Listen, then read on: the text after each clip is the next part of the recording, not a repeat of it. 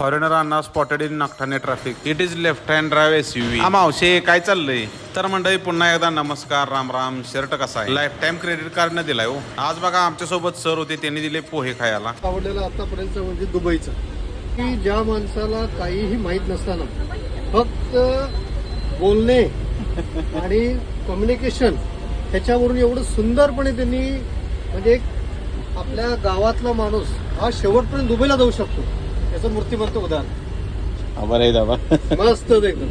मंडळी ह्या पदार्थाचं नाव काय हो? सरांनीच दिला बघा खायला. मग बघा सगळा पिकअप केला आणि निघालो पुण्याला. तर दादा आणि गाठ पडली तावड्या हॉटेलला. आधी मध्ये कुठं थांबलोच नाही हो. निकाल होता एमपीएससीचा. एका दिवसानं काय होत नाही आणि एकाच दिवसात सर्व काही शिकाय मिळतं ही एमपीएससी कडून शिकावं. जसं की दुसरा दिवस उजाडतो, त्यामुळे टेन्शन काय घ्यायचं नाही. ही कुठली चौकशी करायला लागली त्यांनी. ज्यांना एमपीएससीत यश मिळाले त्यांचं अभिनंदन आणि ज्यांना नाही यश मिळालेलं नेक्स्ट टाइम. एवढं काय, माणसाचं आयुष्य कसं रिलॅक्स पाहिजे दादांच्या सारखं. शब्दांचा फरक किती आहे बघा. रिलॅक्स आणि रोलॅक्स. रिलॅक्स राहायचं असेल तर रोलॅक्सचा विचार सोडायचा आणि रोलॅक्स पाहिजे असेल तर रिलॅक्सचा विचार सोडायचा. आज काय फवच खाल्लं ती. दादांची भेट घेतली आणि थांबलो साताऱ्यात, कारण की सातारी कंदी केसरी पेढा घ्यायचा होता. खरंच एक नंबर पेढ होतं बरं का. आलो कराडात तवर लागलं जॅम. तिथं आणि भावाच्या गाडी बघा काय काय लिहिलंय. आता किती दिवस लागते ते कोणा स्टॉक. 7-8च डाम राहिली चेक करायचं. लवकरात लवकर चांगलं काम व्हावं हीच अपेक्षा. माणसं पण वैतागली ती हो.